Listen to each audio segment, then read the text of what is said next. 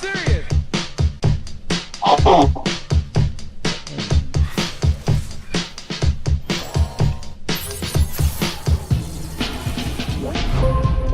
Stand up and clap. Straight up, I'm serious. Welcome to the King Abrams show. Hello, welcome. We're starting whole conversations during the what do you call that? Intro. Intro. The theme music. You know what I'm trying to say. It's like we speak in the same language here. Our connection is so strong in this podcast. You know, I know you just said them. You could start the sentence and I'll finish it for you. Are we there yet? We have been at times. I don't know. There has been moments. Yeah, there has been moments. But yeah, no, I don't think we're there completely. You know, it's only been, 16 episodes? So, it'll take a little while. We're getting there. Hey, so how was your 4th of July weekend? Oh, man. So your Facebook, great. That little adorable, fantastic baby of yours. Yeah, it was great. We actually, we spent the 4th of July in Tucson, Arizona. And let me just say that the desert is the best place to shoot off fireworks by far. You know, I've done the 4th of July in Vegas. I've done it in now Arizona. I've done it at a few other desert locales, and it's the reason why is everything's dry and there's no risk of like you're going to create a fire if you shoot something the wrong way. So everybody everywhere is shooting massive fireworks. There's so much explosion, so much light up the sky. It was just absolutely beautiful, and we had such a good time. Well, good. My kids and I. Well, first of all, my youngest daughter turned 11 on July 3rd. So thank you. And my oldest daughter turned 14, like 10 days prior to that. Wow. So I had a hell of a hang of a busy weekend. It was on some level stressful, but I managed to get all the swimming, all the fireworks stuff, the cooking, and the laundry done. And so this is my first break. This is me working and not at a lower capacity. This feels like a break right now. Yeah. We left Arizona. We live in Dallas and Texas, and we left Arizona, but we haven't gotten home yet. We're now in Durango, Colorado. I've got a couple of road gigs lined up. We did a show in Arizona. I've got a big show tonight in Colorado, and so it's going to be a few days before we make it back home. But we're still traveling, still on the road, and I don't know. Life is good this week. It's fun. It's been an adventure. I miss the road so much that this little bit of traveling feels really good. You know. Yeah. And then, how are you guys? Are you making up sex from having gone 2 weeks? Man. Struggling. Tucson was fun and very eventful. Let's just put it that way. We when we travel with our kids, we have a variety of accommodations. Sometimes budget or logistics requires that we just have like a one hotel room, a little bed we all got to sleep in, or we got to share. Oh. But in Tucson, a nice big Airbnb house. She had her own room. We had our own room. It was a bit of a separation. We had some good times. We were able to cut loose. It was good. Nice. So there were fireworks. I should also say this. The 4th of July isn't just America's birthday in my life. The 4th of July is the anniversary of my first date with my partner. And since we are not married, we don't really have like a wedding anniversary to celebrate. So we celebrate the anniversary of our first date. So every 4th of July, it's our anniversary as well. Good. Yeah, that's how it is. It was rather when I got married. I got married on my birthday. Oh yeah. Yeah, and it was like, ooh, kind of cool. And then 8 years later, when we separated, son of a bitch. And then coincidentally, like I think the divorce took 2 years. So 2 years to the day after we separated, I waited a couple days to go check my mail on my birthday, and there were the final divorce paperwork. Oh, wow. Divorce paperwork. I know, so I got it back. Yeah, so that's kind of like a nice birthday present. Yeah. Bless you, guest. Was that, I don't know if he's muted. Yeah, I just heard our guest. heard it. It was there. Hey, you myself. There's something in the air here. You guys are just just sick all around me. Our guest is sneezing. You're cough. Hey, listen, you're not gonna believe that I didn't have any sex this past week. I will believe that because you just told me you were really busy about the holiday, and then before that you had these conflicts between Peanut Butter and the player, and so Peanut Butter and the player. That sounds like a kid book. I will believe that. Yeah, I think that would be a good buddy cop drama. Peanut Butter, man. I don't know if it's gonna have to be in the specialty section though. Marcos with drugs in our district, man. What we gonna do about it? I don't know, man. You know what I'm saying? My God. Peanut Butter. Look, man, you're my partner. I'm with you to the end, bro. Let's do this. I could just see that. I could see that happening. So what are we gonna talk about? Peanut Butter every episode until it. I think we should have a special segment of our show called Peanut Butter Jelly Time, where we just yell out to that song. You know, it's Peanut Butter Jelly Time, Peanut Butter Jelly Time. Where you at? Where you at? I think you have no idea that song actually remind me of him. So you're giving me my daughter would love it if we did that segment. Seriously, she would watch the show every week. Right. You know, how many times she's like, Daddy, play the Peanut Butter song again? Oh, man.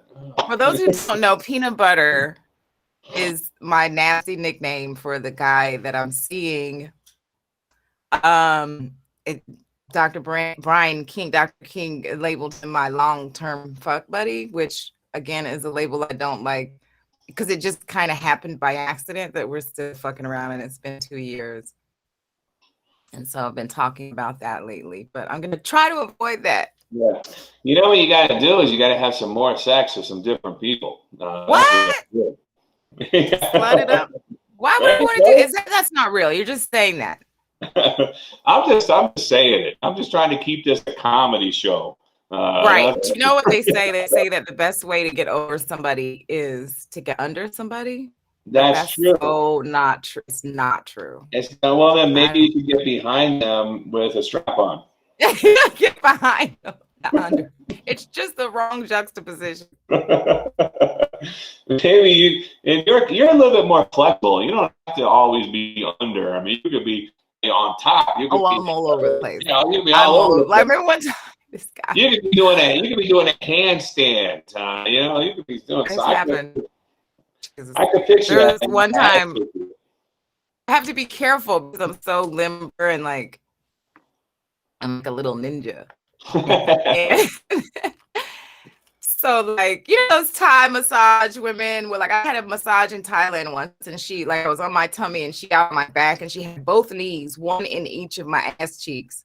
It was like doing circles and shapes and shit. I was like, damn, this bitch. I set my game up. So doing shit like that in bed with one guy. There you go. This one guy, he was laying on his back, and his legs were straight. So I did some sort of, I don't even know what you call it, like, you know, if you're about to lift up into a handstand from the floor position, but then my legs kind of went in between to pry his legs. Both my legs went in between his legs to pry his legs apart. It felt very Olympic. It felt very like Vegas performance. Yeah. I feel like that's how like Cirque du Soleil performers have sex. It was like very Cirque du Soleil. Yeah, I think it was. I was doing too much. The spinning wheel, and you know, you got to jump. You know, can you imagine like trapeze and jumping? I don't know. Yes, anyways, I can. But so I picture though you probably in your prime, especially before you got down to this whole peanut butter jelly time nonsense. You probably had some pretty good experiences. But did you ever have any of those moments where things just didn't quite work out? Like things just didn't, like you something you chalk up as like a sex failure. A sex failure. Because I see I see someone like you. You're fit, you're healthy, and you're attractive. But still, even with you, sometimes you got to have some moments where things just don't work right. Wow, I feel like I'm on the spot because nothing is jumping in my head. And how condescending would it be to be like, "Oh, I've never had no problems." A sex failure. Barring what? Barring like my younger years, the start. Let's just see, the first 6 months to a year of having sex. You just kick that in the ass. Here's the thing. For some of those that know, I started having sex very young. So it was it was not my choice. I was 5 years old. I started drinking and having sex at 5. So if barring the childhood years, as morbid as that sounds, I don't remember. I don't recall a whole lot of feeling in that area. Although when I was a raging alcoholic, there might have been some failures sprinkled into that era. However, I don't recall. I literally don't recall. Yeah. I've never had a problem. I've had my partners have problems. Yeah, but nothing I can point the finger. I'm actually guessing that's probably more likely in your case. Is that the partners are going to have problems. Yeah, I don't know. What could go wrong with a female, right? There have been times where I would say I was not lubricated enough. But again, that wasn't my problem. It was because I didn't want to be. I didn't like what was happening. Gotcha. Yep. Yeah, that's usually the case with women. It's a whole different thing with men. Right. So we've been talking. Well, the reason I ask, right, is around my circles, we've been talking a lot about, just fail when sex doesn't work right. When your body doesn't cooperate. And the thing is like, as you mentioned with lubrication, there is an easy fix. Like if you have a desire to have sex, you're a woman, and your body is for whatever reason not cooperating, and not getting you ready, getting you readied up and all that. Well, you have an easy fix. We have lubrication, we have KY jelly, we had to name a brand. We have all these things that can facilitate the act. Like if you're interested in doing it, but your body's not saying yes, then you can fix that. From a male perspective, I think it's a little bit more difficult. I mean, there are pills out there, but you can't just like grab one in the spur of the moment when things aren't working. And so it's my friends and I were talking about what do we do in those situations? What do we do when we're experiencing what we call maybe a sex failure? I don't want to call it emotional or erectile dysfunction because that sounds so clinical and technical. And I would never admit. There's 2 different ways you could fail at sex. Yeah. Apart I from would never admit to saying that I have erectile dysfunction, but I'm just saying. What if it just doesn't work one night? It happens. It happens. I mean, a guy could go and not have dehydrated or just really tired or stressed out, and that could have an effect on his wee. Correct. Right. There's a slew of different reasons. Yeah. So there's and same for female, I suppose. If you're dehydrated, it's going to be harder for you to become lubricated. Yeah.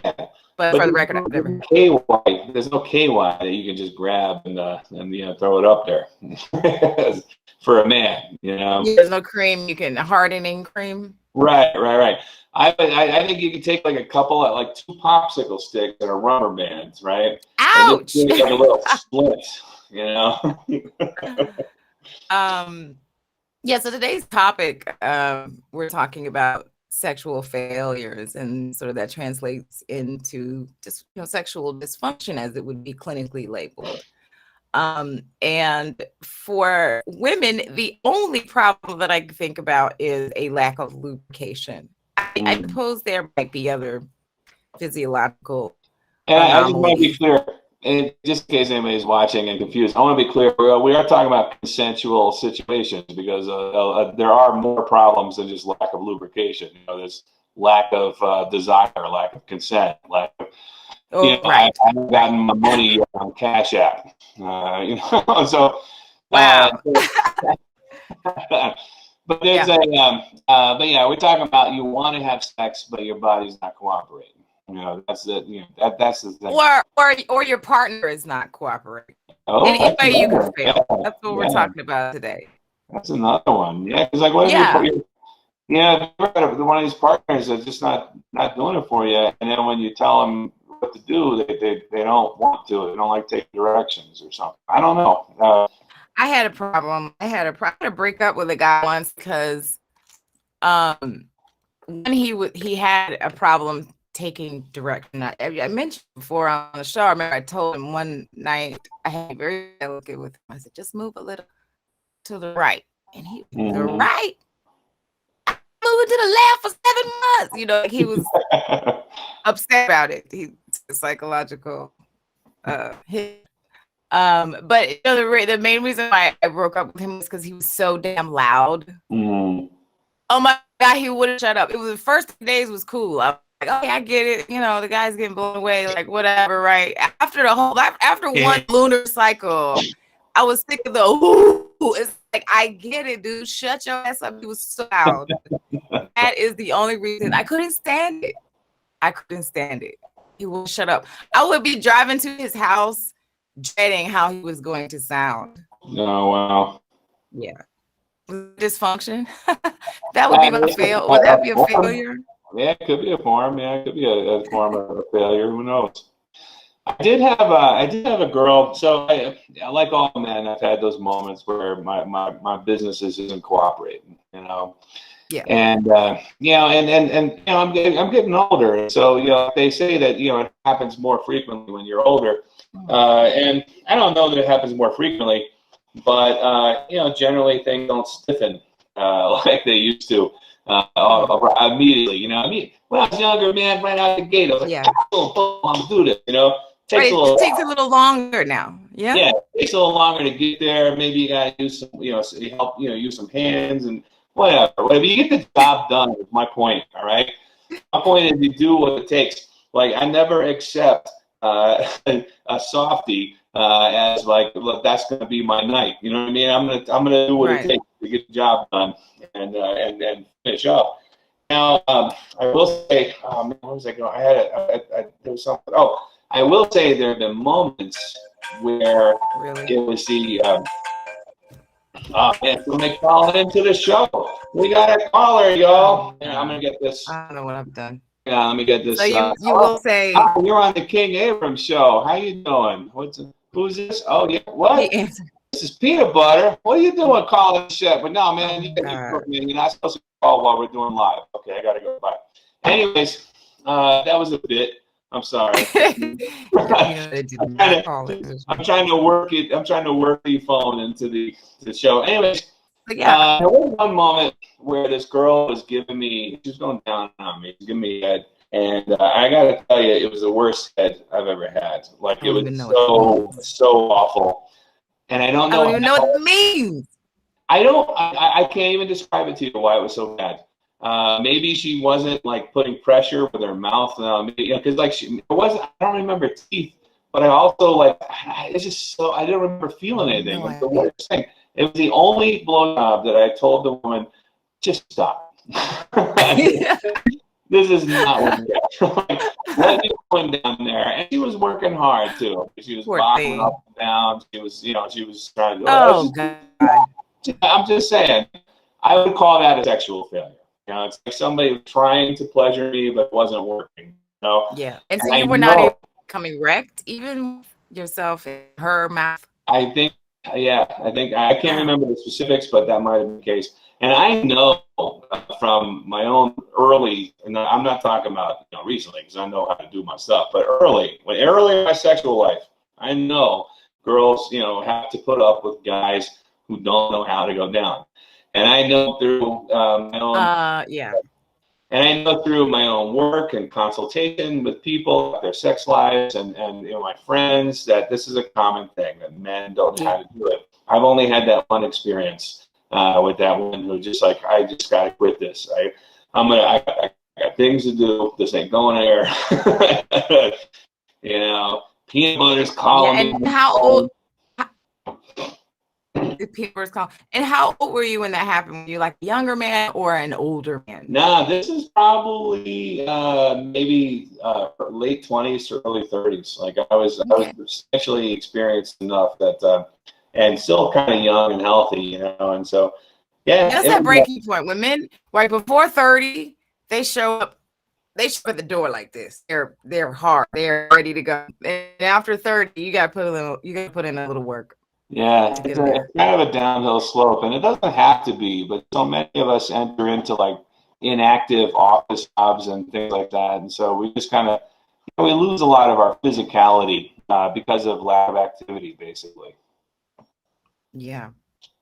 Well, I'm gonna bring our guest on. I'm gonna go to my usual term. I go super excited. I'm super excited to have this guest on, and I am. It's true. Every single time I pick each of my guests, you picked guests for us once, which turned out to be amazing. And so this guy, we have a comedian who I remember, and I like to go back to when I first met him.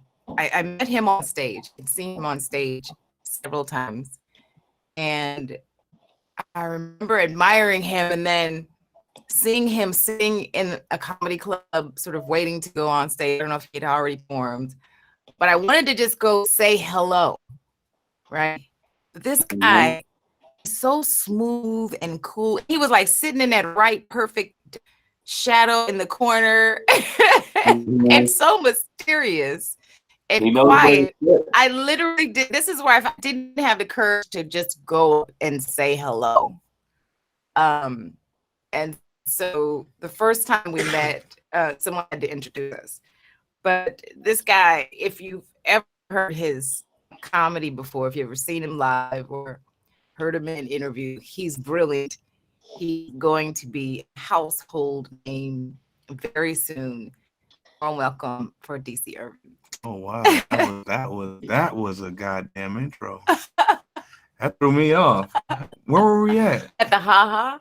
Really? You were sitting back, on the way to the bathroom, and you were just like, sitting there, man stands with both elbows on knees, and your hands together, and you were just too smooth. And that was mysterious. But you have that in case you don't know. No, I didn't know. Quiet men, and you're not always quiet. Sometimes strategically, and quiet men have this.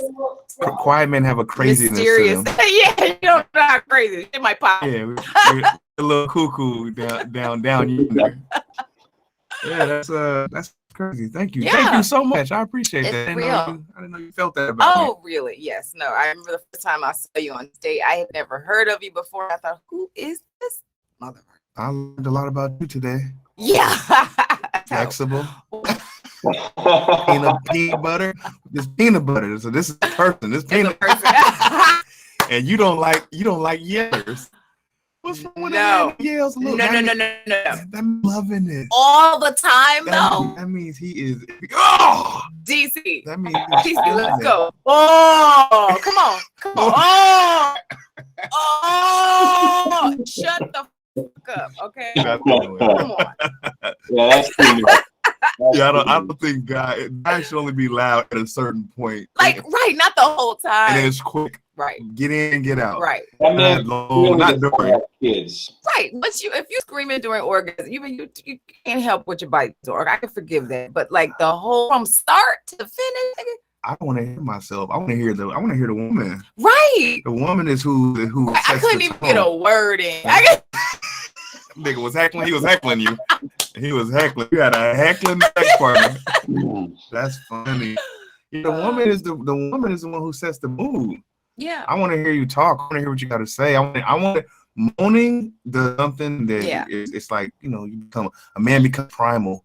When a woman's moaning, we be like, right. Moan louder. Right. That's your gauge. Right. That's my gauge. To figure out what to do next. If someone's out loud, you can't gauge the room. You gotta read the room, baby. Exactly. You're right. Read the room.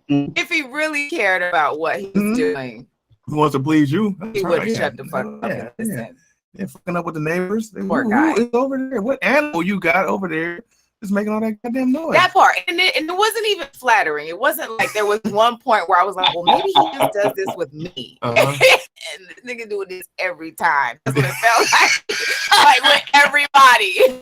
You didn't feel like if I can make a woman just go crazy, then that make you feel good? Like you're making this man go nuts? That's what I'm saying. It just sounded so arbitrary. Like as soon as he dove in, whoa, nigga. Oh, why does your voice sound 20 years older than your actual age? Oh, that's funny. I'm so sorry. You didn't introduce me to your co-host. Oh, right? Dr. Brian King, DC Ervin. Nice to meet you. How you doing, DC? Good to meet you. Pleasure to meet you, Doctor. I've heard great things about you. Yeah, don't let Brian fool you. He like all the way 100% on some serious pimp shit. Oh, like good. You should see his girl. Kind of fella. See his woman. She's ginger. She's hot. She's super, super sexy. Yeah, she's all over. Yeah, she's model, sexy model. Oh, dope. Yeah, I can tell the doctor know what's going on. Well, you know, the doctor, you know, it ain't just a title I gave myself, you know. Right. Yeah, that can be earned. Right. There it is. Yeah, so we're talking about sex failures, and it's no secret that when I choose the topic for each show, I try to choose it based on who's coming in. You know, we've seen each other out in the marketplace and you know the comedy scene, but we never really have hung out, so I don't really know you that personally.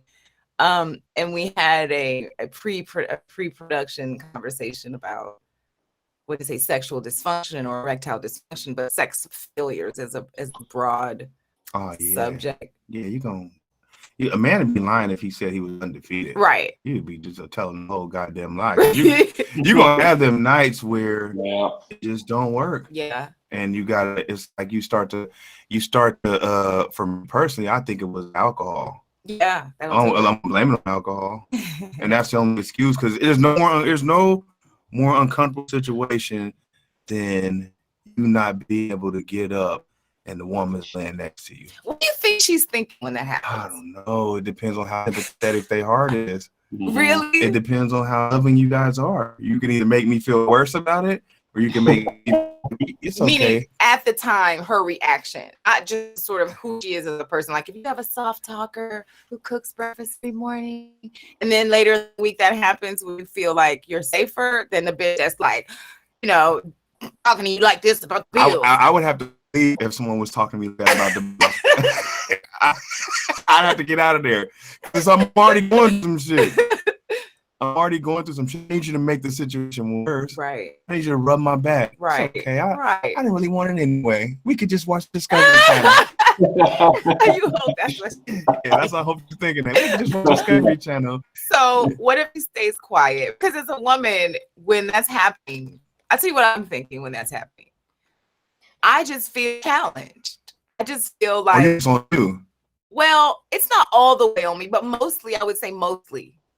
Right? I'm thinking, well, maybe he's dehydrated, but I was like, oh, I'll get that though. I'm gonna take care of that. Maybe he's this. She's gonna get water. It's a challenge. Gatorade. Right. Let me like be careful before I start demonstrating. Don't want to do that. I'm like holding perfectly still. It's a challenge because as a woman, I mean, if you're there in any capacity and he's having a problem, you know, you're there because you want to be there. Sometimes it's not on you guys. Sometimes it's sex is, a lot of people don't know this. Sex is mental. Yes. Sex is like 90% mental. And like, but sometimes our mind It's just elsewhere. Yeah. And it's not always the woman who didn't do her job. Sometimes it's just like I said, for me, I hope it was alcohol. It's funny because I think we're blaming each other. Like I feel like when I'm trying to get him there, he can't get there. It's mainly my fault. No. That's what it feels like. And so that's why I feel challenged. And I can't speak for all women. If there's women watching live, please comment in. It could be anything. It could be the wrong song played, or it's too quiet in the room, or whatever it is. I have the power to fix it. So I still take that. You have the, but all right. You might have the power to fix it once it gets going, but we still got to get over whatever is. And if I don't fix it, then I failed. Oh, that's what I think women feel like. You're just a complete server in the bedroom. Maybe I need to be quiet. That's not always your fault, though. I think women feel that way. It's a you think all women feel that? I think some women feel that way. You do get that one, woman that the 1 or 3% that are going to blame you, talk to you. I don't know. I can't relate to that. But I think in general, the average sane-minded woman feels that as a challenge. Because not when the man is like, because I personally, in my heyday, when it happened to me a long time ago, I was like, hey, look, I'm sorry. give me a little time. I'm gonna get back right. It might not be today. It might not be tomorrow. But I'm gonna get my revenge. And it was like an ongoing joke. It was like she was like, she didn't put no pressure on me. And then the next time around, she got what she deserved for being a good person, good supporter, servant of the community. She got what she deserved. Yeah, she earned it. She earned it. If you go easy on me, I'll go hard too. Oh my God. So that happened on a regular to, I would say, over 30. Like on a regular, not frequently, but like it's consistent. I don't know. No? I not for me. Nah. Not for me. I don't. It's more of an anomaly. Yeah, not for me. I don't. I like for me. Like I said, for me, it's probably just one thing wrong. If I mix my liquors, if I go dark light, or if I get too drunk or whatever, sometimes I can't take my mind there. It don't have nothing. I could be with the quote unquote baddest woman in the room. Right. It's on me. Right. And it's mental, like you said. Your mind is in the wrong place. What about you, Dr. King? Is that something you experienced? You're older than DC, maybe older than me. I don't know. I have the hottest partner in existence. So it doesn't happen often, but I'll be willing to admit it happens once in a while when you get old. It happens. Okay, so with you, Brian, it happens. Sarah, your gorgeous redhead, natural body partner. Do you know how she feels? Does she feel like up for the challenge? Let me just say that I think Sarah is probably the most understanding person ever. And she's probably just like, I didn't want to do it anyway. It was your idea. Yeah, we need that. We need that support. Yeah, no, she really is, and she's very understanding. And if I'm still trying to push it or trying to do it, she does what she can to sort of help me out, But she never I don't think she ever man, fuck this guy. You know what I mean? There's always stuff, There's always stuff that you can do too if your primary organ doesn't work out. You can always try using some stuff to satisfy your partner. So. Right. You don't have to just lay there and be all sad and ain't she turn over. Yeah, turn over and start lapping. You know what I mean? Turn over. Right. Turn over and make yourself useful. I think there was, now that you were talking and jogged my memory, and there was only one time, like one situation, one night where I felt frustrated that the guy couldn't get it up, and it was because of alcohol. So I was more frustrated about the alcohol. Were you drunk too? No. You started talking shit to him? No. What'd you do? I just went in the bathroom in private and whispered the shit. So you couldn't hear me. She bruised his ego. No. Yeah. No. Good. Yeah. And again, it wasn't because he couldn't get it up. I knew that it was because he was so goddamn drunk. Right. Yeah. And you wanted it that night. Like, don't show up at my house this fucking drunk, you asshole. get your dick up. That's what I'm saying in a whisper. Right. I did have one time a friend of mine, he told me, he gave me like I think I was struggling or whatever, and it was a long time ago. He gave me a pill, and that shit worked. Yeah, a Viagra? I don't think it's Viagra. Like a generic? I think it was one of the over-the-counter 7-Eleven ones. One get next to the bananas at 7-Eleven. Oh, shit. And it worked. And then you go seeking after that? I was all night. It was frustrating. So I was like, man, okay, when does this end? Right. Yeah, when does this end?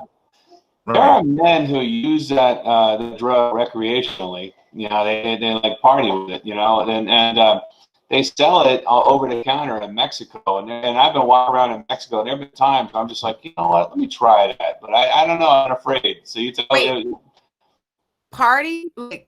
Party just they just want to have like the just card. go to the part of the hard dick. You're a perfectly functioning guy with like you don't have no erectile dysfunction whatsoever, but you pop a pill anyway because you want to party with it, you know. When and so party, you want to like just be prepared. No, I just want to have a massive dick print when I walk to the club. Like, hey, everybody, ready for action. Exactly. Like, what do you mean party? Yeah, and they keep it. You know, it lasts for several hours. As DC was just saying, you know, he's like, I don't know when this is gonna go down. You know, like they could just they party with it. Are men really walking around happy to be hard? Are y'all really walking around happy to be rock hard in the market? That's like that'd be frustrating. No, you just everywhere you just hard. Yeah, I'd be irritated. Well, that's why I've been like, I was always curious, but I never did it because I don't want to be walking around, especially like this. I'm talking about it's over the counter in Mexico. I don't want to be walking. I don't know what you. I don't want to be walking around Tijuana with a throbbing heart on, you know. Right. Good grief. That's got to be that's a strange thing. Just to have your genitals like on the outside of the body. Well, you can't just all willy nilly. I mean, a bit of release at some point. Yeah, you need that. Especially to the club with a hard on. You're just going to be sad. Does it hurt after like? Yeah, it gets irritating. Yeah. Once you don't get it off, it's like, hence the term blue balls. Yeah, we talked about that. Right. Another thing I don't understand. Mm-hmm. Bad head, blue balls. I don't get it. Man head? Bad head. Bad head? Yeah. That's unfortunate. I don't know what that means. It's out there though, bad head. Apparently. It is out there. Yeah. So that was so tell me, yeah, Dr. Brian King's bad head experience is what he spoke about. So, you know, it's like so a lot of times bad head involves teeth, but sometimes it's just right. But apart from teeth, what else? My mind literally just goes blank. Like I have no fucking concept. Like if it's not pressure. Pressure. Yeah, if it's not enough pressure. That's it. Not enough tongue. Exactly. I would never complain about any head, to be honest with you. Hilarious. I take any head is good head. Yeah. I don't know if that's you true. can find good clothes at the Goodwill if you look. You can find goodness out of a situation. You find a nice outfit. You are sifting through the shit. You're gonna find it. Yeah. Mismatch. Yeah, you figure it out. I don't know. I think women are giving bad head because they just don't like it. They don't want to be doing it. Yeah, they don't. If a woman doesn't like you or love you, she's not gonna like. No, they even like you, love you, and love giving head. Like, yeah, I think you gotta kind of like the dude you're doing. Well, yeah, you do. You of course. Like if you make someone a sandwich that you like it, but you can put love into that sandwich. It don't have to be love. But you can love him and still not be grossed out by doing that. See, I feel like I think that's the problem. Yeah, that's true. Yeah. If you don't like giving head, the way to get around that is to be really, really good. Right. So that if you don't like giving head to a man, the way to get around that is to be really, really, really good. So that you only have to do it for a short amount of time. First of all, that theory is all kinds of fucked up. It's all kinds of fucked up. Because you can't be really, really good at giving head. If you can't be really, really good at anything unless you love doing it. And I think especially with head. If you don't like doing, some of us don't like having a penis in their mouth.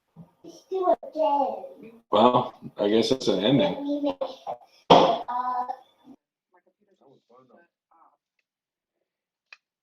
And that's our show. Straight up, I'm serious.